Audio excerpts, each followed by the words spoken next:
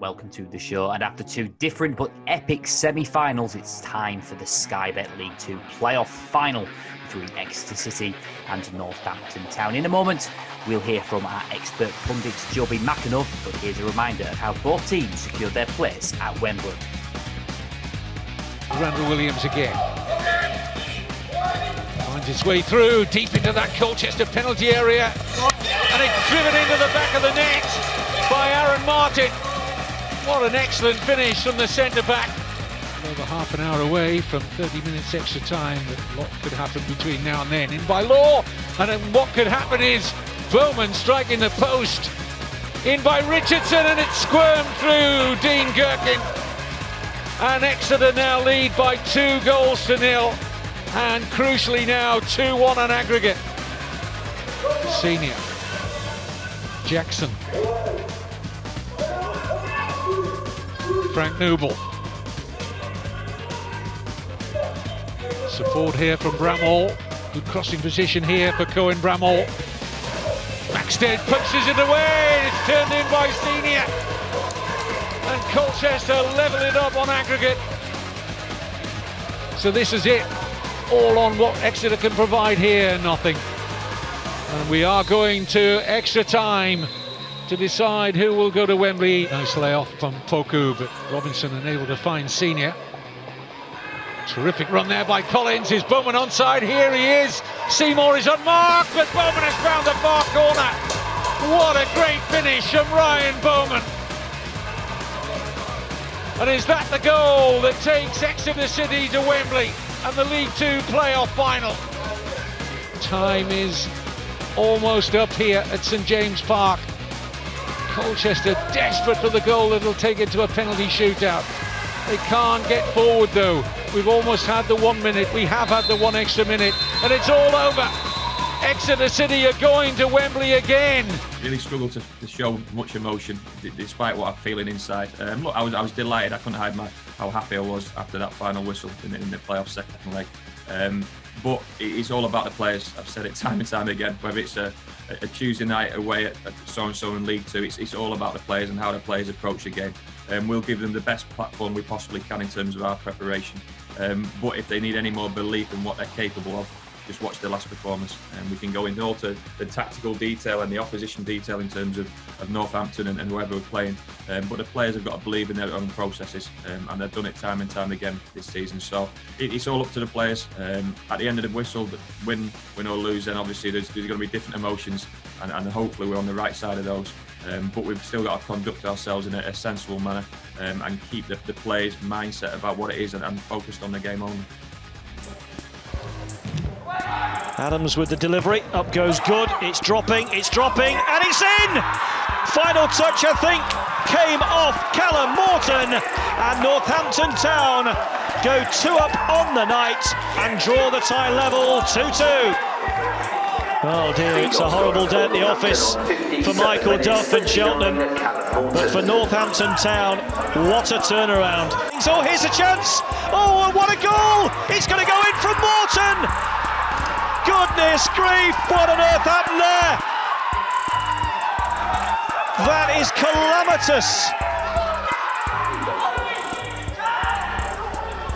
That's the blow of the whistle that spells delight for Keith Curle and Northampton Town.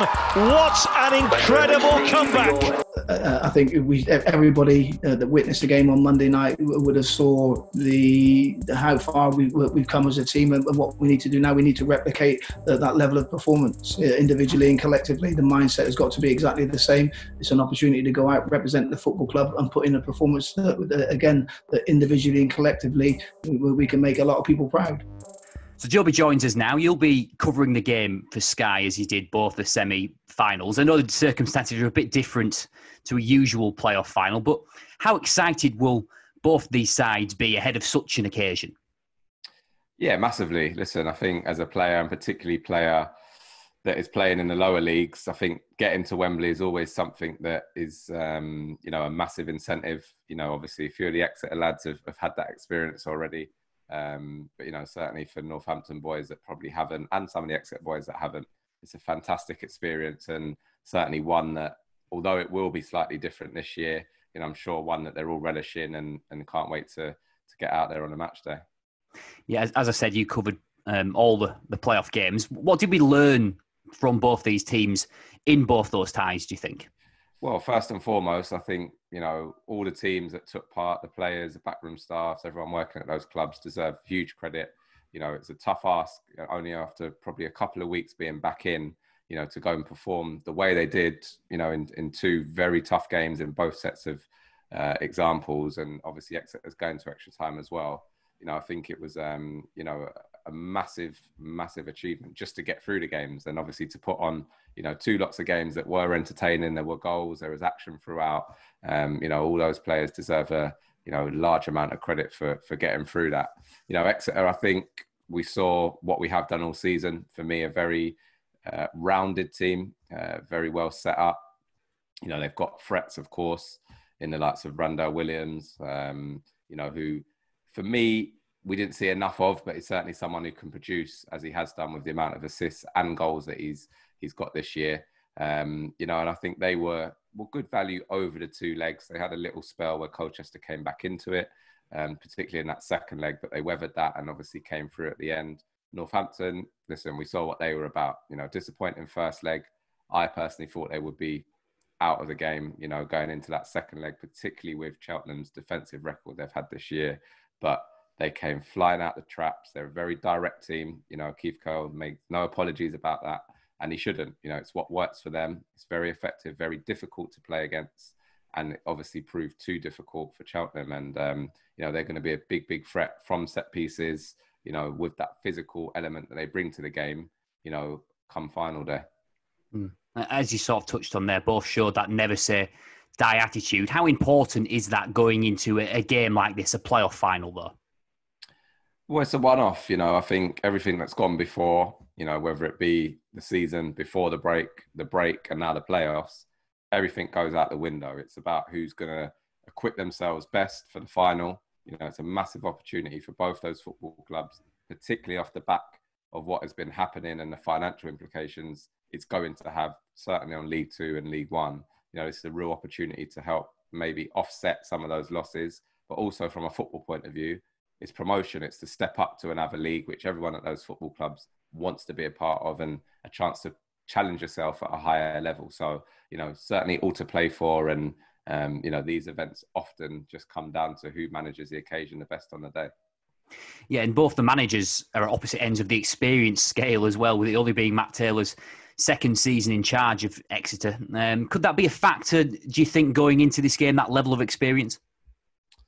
It's an interesting one because, there's always that argument, experience versus inexperience. And, maybe some of Keith Curle's previous forays into playoff games and stuff could start coming into his mind. Whereas you say Matt Taylor's probably a little bit fresher in terms of his approach and his experiences as a manager. So, I'm sure they'll have different ways of approaching it. But at the same time, you use your experiences, whether it be as a player, be as a coach. He certainly had a good career, Matt Taylor, and has experienced those kinds of days before. So, they're both, coming into it in different stages of their career, but it's just as important for both of them. From your own experience, can experience sometimes maybe be a negative thing, stuff playing on your mind a bit more? If you're, fresher going into an occasion like this, your first playoff final, you might be able to, I don't know, rise to the occasion because of that, because it's something new. Well, I think the big thing really with this story is obviously Exeter's having lost 2 finals previously, and obviously having some players still around from that, and maybe the impact that it's had on them, because it's a real tough thing to overcome when you've lost, at a playoff final. I've experienced it, and it is difficult to overcome. The likes of Jake Taylor, Pierce Sweeney, they've been through that before. I'm sure they'll be using that experience to help them this time around, help the lads that haven't gone through that before. And I think that'll be, hopefully from their point of view, a big plus point. I think Northampton were, for me, probably outsiders coming into this. I still think they've got that almost nothing to lose mentality that they showed in certainly the second leg. And again, I think over the course of the season, that has been their thing. And I think it can be used from their point of view as an advantage, that they're going into it almost as the underdogs and the ones no one was expecting to go and do it, and really go and try and cause a, I wouldn't say an upset. They are where they are out of merit, but I think over the course of the season, for me, Exeter have been the better side. Yeah, I know I talked about it last week as well, Northampton going under the radar, but they definitely aren't now, are they, after that second leg performance against Cheltenham? How much of a statement was that against a team that are obviously so well renowned for that defensive record in Cheltenham? Massive. I don't think we can underestimate, when you look at Cheltenham's defensive record. I mean, I think prior to the game on Monday, they'd only conceded more than one goal, or they hadn't conceded more than one goal, in the last 19 games.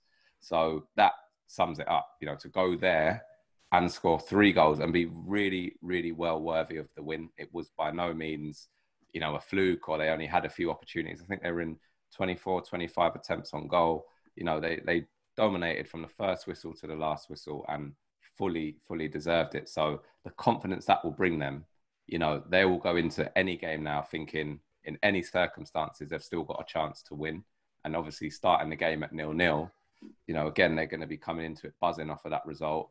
And listen, they're going to be a real threat. And I know, as you mentioned earlier, Randell Williams is someone you like as an Exeter player as well. How much of a difference can he make in this final? I know he probably maybe wasn't the best at his best at times in the semis, but more ready for the final now, of course. Yeah, listen, you have to give Colchester's fullbacks credit for that. Cohen Bramwell, I thought, was very good over the 2 games, and he had his hands full, Randell Williams, but I did see a side to him also that he was prepared to track back and do the work that you need to do at times. It's not always about how good you can be offensively, and you have to put a shift in, and he certainly did that. So that would certainly be pleasing, Matt Taylor, and seeing that side of him, clearly going forward, most assists in the league this year. He's also had a best season in terms of goal scoring. So he's been very, very productive. And I think we saw a more positive Randell Williams in the second half. His runs were a lot more positive. He put a lot more balls into the box. The likes of Ryan Bowman thrive off of that. And again, he will need to have a big game, as will all of Exeter's players, if they're going to overcome what is going to be, a difficult opponent in Northampton. Yeah, in terms of, like we mentioned there, Randell Williams, and, who do you see as the main threats for both these teams or in this final? Who should we be looking out for, and what battles on the pitch will be the most important? Well, yeah, I think, as we saw in the semis, the guys that you think are going to be the threats generally were, again, Ryan Bowman, Randell Williams. For me, Nicky Law, bombs on from that deeper position, links up really well with Ryan Bowman. Again, he was a lot more prevalent in that second leg, and I think caused Colchester a lot more problems. So they'll be looking at him to do that. He's also chipped in with, good return in his goals and his assists. I think 7 in each. On each of those ones. Again, for Northampton, I thought Verdane Oliver was a real handful. When we played against them earlier this season, I really liked him. He doesn't stop working. He's physical. He wins his headers. He runs the channels, big physical presence. And also Callum Morton, the younger boy, that, again, energy, did not stop moving the whole afternoon and really deserved his goals the other day just throughout that work rate alone. Obviously, when they did come, he was in the right place at the right time. So, that attack v defence, I think midfield, there's not a lot to choose between the 2 teams. So it's certainly going to be, from an attacking point of view, who can be in the game more and obviously take those opportunities when they come. But whose position would you rather be in? Exeter, obviously the favourites based on their, the current season. Or would you prefer to be an underdog like Northampton, maybe? I think there's certainly more pressure on Exeter, I've got to be honest. I'm sure everyone at Northampton and within that football club will be putting pressure on themselves to win, because they're there by merit, and they deserve an opportunity. I think because of the history behind Exeter, I do think, and the fact they, have been higher up in the table for the majority of the season, and, will say they were unfortunate to miss out on automatic promotion. They still had Plymouth to play. They're only 3 points behind them. So I think in their eyes, they will see they could genuinely have gone up automatically. Northampton, not quite so. So, for me, I think going into it as an underdog, again, you can almost have that nothing to lose mentality. And I wouldn't like to say whose shoes I'd rather be in. You know, you're in the final. It's 50-50. It's just about going out there and executing the game plan on the day. And finally, no more sitting on the fence. Who's winning it?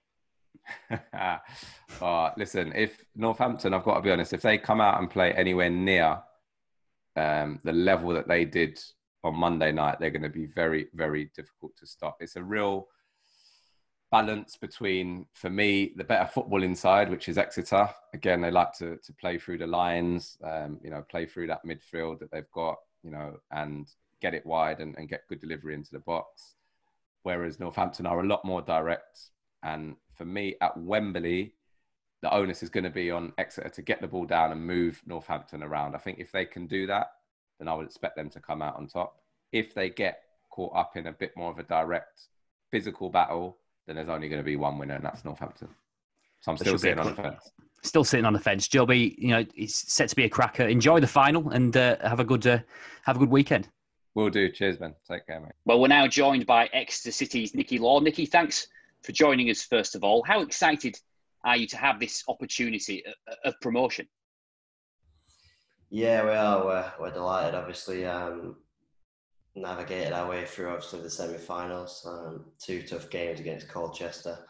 And yeah, obviously the reward now of the final at Wembley, which is always a great occasion. Obviously, it'll be a little bit different this time around, but playing, obviously, at Wembley at any point is always a great occasion.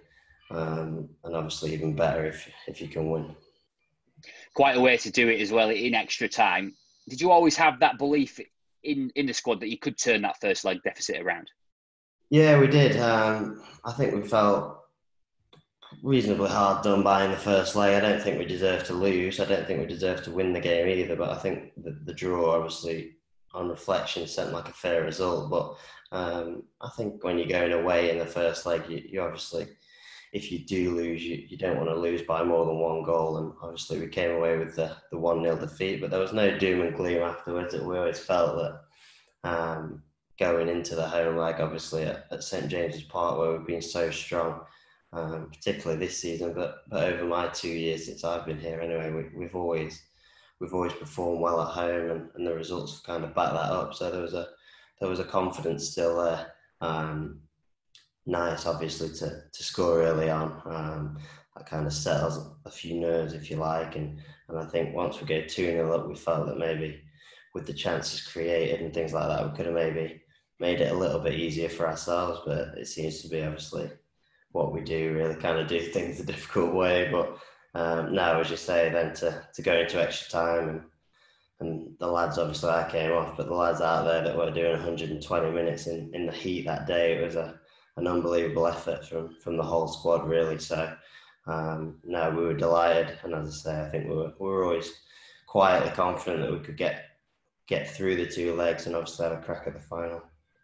Yeah, being your 3rd game back as well, do you sort of have, having those 2 games under your belt, how much will that help you in the final, do you think, as well, especially that, in a way, having that 120 minutes, will that help you? Because getting those minutes under your belt is vitally important after such a long time off.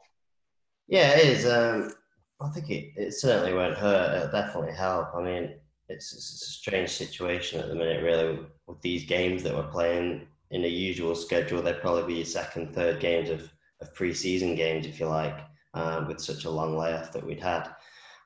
So fitness levels were always going to be low. I think you see that even in the top flight of games there, they've been a little bit slower, and you've picked up injuries and things like that. So, but obviously it's been the same for everybody. So it's kind of an even keel in that sense. But no, that'll definitely help us. As you say, the 120 minutes is in the bank, as they say. And yeah, it'll help. I think the games at Wembley are always tough. I've been fortunate enough to have a couple of games there myself. The results have not gone my way, but it's a sapping pitch anyway. At the best of times, when you're at the top of your fitness, it's a big pitch. You've got the nervous energy and things like that. So it's it's always as I say, energy sapping day at the best of times playing at Wembley. So no, we'll need those minutes that we've got. And, but as we say, it's the same for both sides. Obviously, I think if maybe the fit of the 2 sides maybe would go a long way to prevail, and obviously the winner of the game, I think. Obviously, it's unprecedented times, isn't it? And it'll be a different experience at Wembley. But how much has that changed your preparation for this match? Obviously, the game's still of the same magnitude, a playoff final. Yeah, obviously, I think you try and treat every game as similar as you possibly can. I mean, it's of course that it's difficult, and obviously these playoff games are high pressure games. Even the 2 semi-final games, there's pressure on those ones. But yeah, as you say, I think preparation will try and be as normal as it always would be for any other game. I think that'll be the same for Northampton as well. You just obviously try and treat it as if it's any other game, although it isn't. There's a lot riding on the game. There's huge pressure on the game for both sides.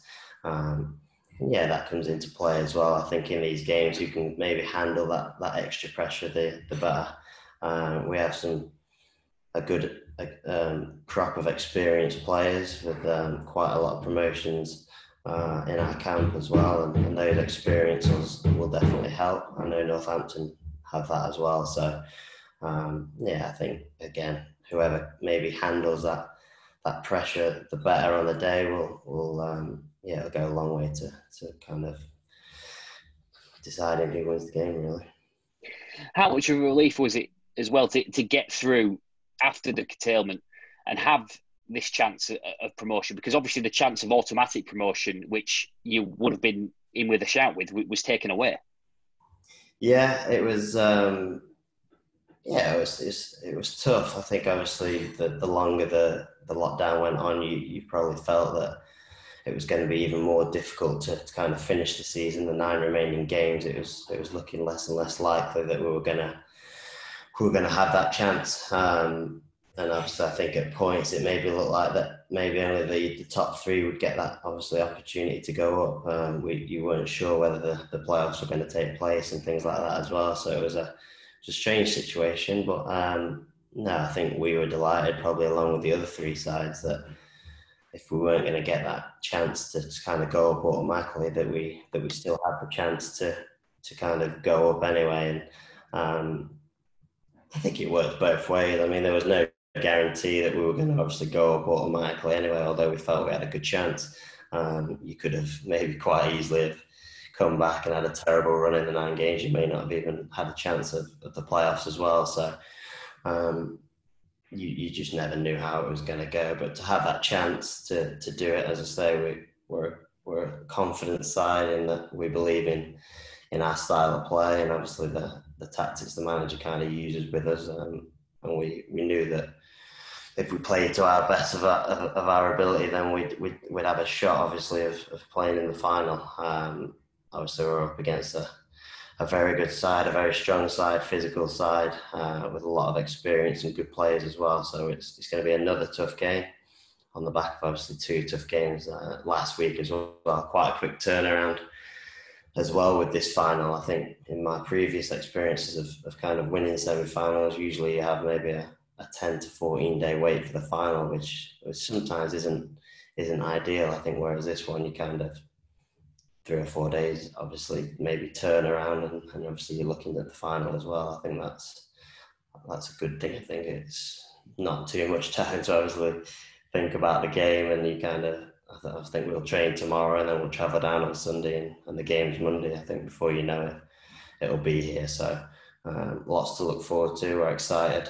Of course, we feel that we have a bit of momentum as well going into the game, turning the first leg around, as will Northampton. But yeah, we know that if we play to the best of our ability on any day, we have a great chance of beating anybody in the league. So, of course, it's up to us to perform. Hopefully we do.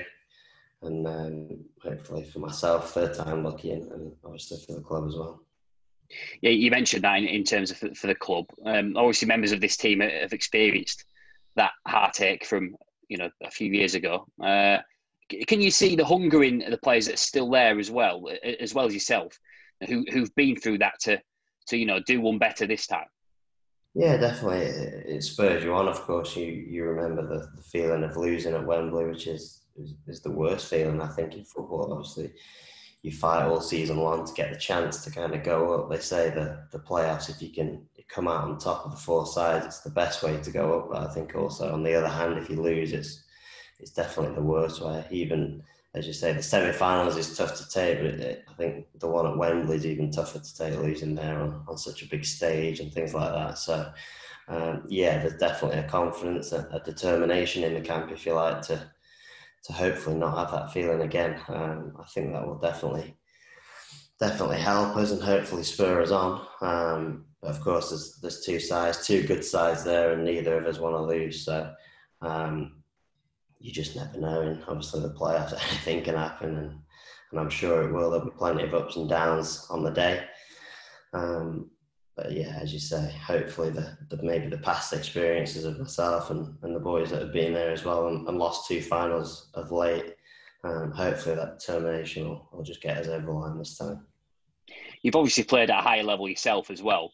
Can you see in the current squad that you're in that they're capable of playing at that higher level? This team is capable of playing, and competing in League One? Yeah, we definitely like to think so. There's some, obviously, as I say, touched on earlier, some good experience in the squad, but obviously Exeter is a club of trying to bring through talented youth players as well, whether that's through our own system or bringing kind of young guys on and bringing them on. People like obviously Randall Williams, who maybe didn't come through the youth here, but was young enough to improve, and we've seen a huge improvement in him over his time here. And we've got an exciting crop of youngsters as well who are going to have great futures, I'm sure. And yeah, as you say, we've played some good sides this year in the leasing trophy, League One sides at the top end of that. Obviously Ipswich, Oxford at home, and came through both of those.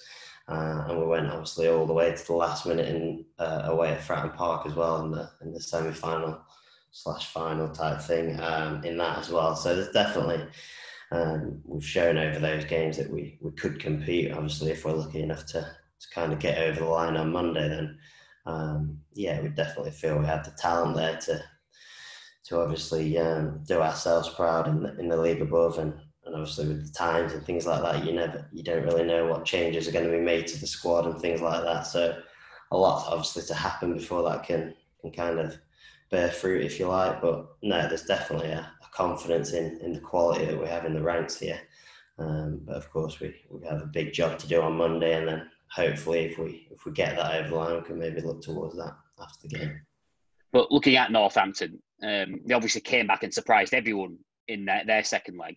Did you know that they were capable of doing something like that? Yeah, I don't think obviously anybody felt that Northampton were out of it. Of course, the record I think of overturning that the first home leg of losing by 2 goals is, I think, only maybe 2 teams before we'd done that. And I think with the way Cheltenham played that day, they were excellent that day. I think everybody could see what a good side Cheltenham were that day. I think obviously the penalty save early on for Northampton and things like that maybe worked against them on the day, but you never obviously felt, obviously it was going to be difficult for them to do, but you felt that it was something that they were capable of as a team. We played them twice this year, had a really good game at St James's Park where we came out on top 3-2. And then in the away leg, we were quite poor that day in the away game, at their stadium. They beat us 2-0 that day. And we weren't great ourselves. It was one of our poorer performances of the season. But you could see in those 2 games, obviously, what a good side they were, the talented players they have in their squad. They're a big side, they're very physical, they're good from, obviously, corners, long throws, and they put you under pressure. They play forward, they run forward, and as I say, they're an aggressive side, difficult, one of the most difficult sides to play in our league, I think, on that day. And I'm sure Monday will be no different.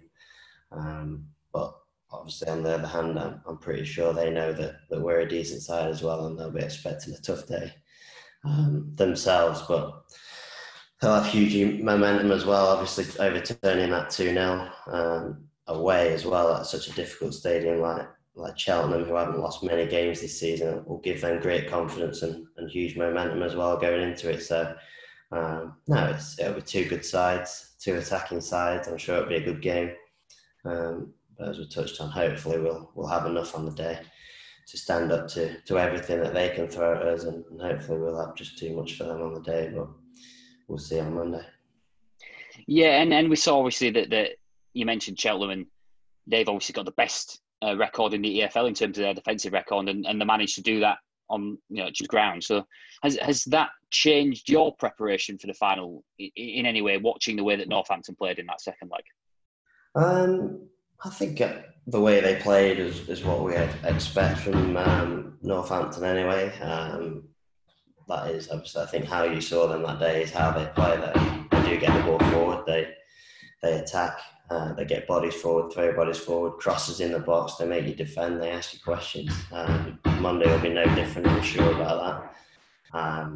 It's just, obviously, we have to deal with that. We have to be strong and deal with that in the first place. I think our manager has done so far and will do over the next couple of days, will prepare us for that the best he can, as he did for the 2 league games. And then, of course, it's important that on the other hand, that when we get the ball, we do the things that have got us a lot of success this season, and that's obviously how we like to try and play, try and get the ball down, get the ball wide, and things like that. So it's two slightly different styles of play. Obviously, no wrong, no right. That better on the day. Hopefully, as I say, it'll be ourselves. But no, we'll prepare as we do for every game with the utmost respect for our opposition, but also trying to obviously make sure that we do the things that have got us in this position as well. Well, Nicky, thanks for your time. It sounds as if you have to get back to the little one, so we'll leave it there, and good luck on Monday. Appreciate that. Thank you. And that's it from us this week. Thanks again for tuning in. Don't forget to like and subscribe if you've enjoyed what you've seen and heard. Join us next time for all the reaction from that playoff final. Bye for now.